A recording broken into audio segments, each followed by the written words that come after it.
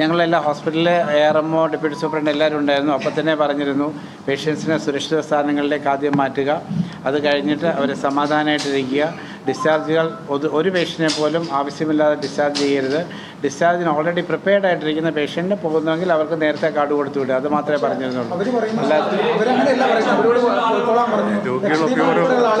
അല്ല എന്തായാലും നമ്മളുടെ സൈഡ് അല്ല ഞാൻ പറഞ്ഞോട്ടെ. ഇല്ല, ഇതിലിപ്പം എനിക്കും കള്ളത്തരം പറയേണ്ട കാര്യമില്ല. ഇതായിരുന്നു നമ്മുടെ ഹോസ്പിറ്റൽ ലെവലിൽ നമ്മൾ ഇതായിരുന്നു തീരുമാനിച്ചതും ഓർഡർ ഇത് കൊടുത്തും. ഇനി ഓരോ ഇൻഡിവിജ്വൽ യൂണിറ്റ് നിലവാരത്തിൽ അവരാരോടെങ്കിലും പറഞ്ഞിട്ടുണ്ടെങ്കിൽ അത് പരിശോധിക്കാവുന്നതാണ്. അങ്ങനെ ആരെയും നിർബന്ധിച്ച് വിടേണ്ട കാര്യമില്ല. നമ്മൾ ഓൾട്ടർനേറ്റ് അതെ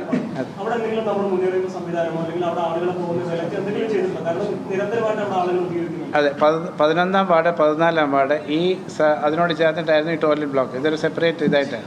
അപ്പോൾ ഈ ടോയ്ലറ്റ് ബ്ലോക്കിന് പകരം വാർഡിൻ്റെ അകത്ത് തന്നെ ഇപ്പം നമുക്ക് പുതിയൊരു ബ്ലോക്ക് പണിയുന്നുണ്ടെങ്കിൽ പോലും അതിൻ്റെ ഒരു സാമ്പത്തിക നഷ്ടം കണക്കാക്കാതെ വാർഡിൻ്റെ അകത്ത് തന്നെ നമ്മൾ ടോയ്ലറ്റ് ബ്ലോക്കുകൾ കൺസ്ട്രക്ട് ചെയ്ത് അവിടെ പോകാവുള്ളൂ. ഇത് അടച്ചിട്ടിരുന്നു. ഇത് വെറുതെ സ്റ്റോർ റൂം പോലെ അവർ സ്റ്റാഫ് വെക്കാൻ യൂസ് ചെയ്യുമ്പോൾ നമ്മൾ പറഞ്ഞൊന്നും ഉപയോഗിക്കരുത്. അതായത് ഹെഡ് നഴ്സിൻ്റെ ചുമതലയാണ് അത് ഉപയോഗിക്കില്ല എന്ന് ഉറപ്പ് വരുത്തേണ്ടത്. നമ്മൾ പറഞ്ഞിരുന്ന ഇൻസ്ട്രക്ഷൻ കൊടുത്തിരുന്നതാണ്.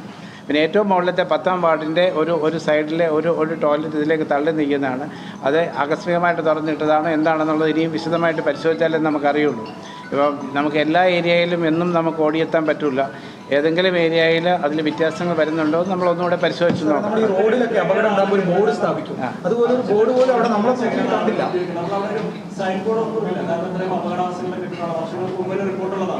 അവിടെ പോകുന്ന ഒരു തരത്തിലും ആരും ഇറക്കിയിട്ടില്ലെന്നാണ് ആളുകൾ പറയുന്നത്.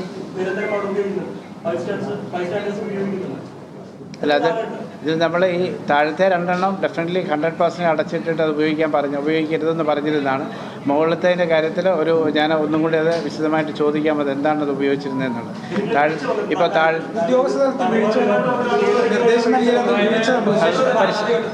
എന്തോ 2 നിലകളിൽ പ്രവർത്തിക്കുന്നില്ല, 3ാമത്തെ നിലയിൽ പ്രവർത്തിക്കുന്നു, 10-ാം വാർഡിനോട് ചേർന്നിട്ടുള്ള ടോയ്ലറ്റ് പ്രവർത്തിക്കുന്നു. രാവിലെ ഡോക്ടർ പറഞ്ഞു ആ കാര്യങ്ങൾ. അത്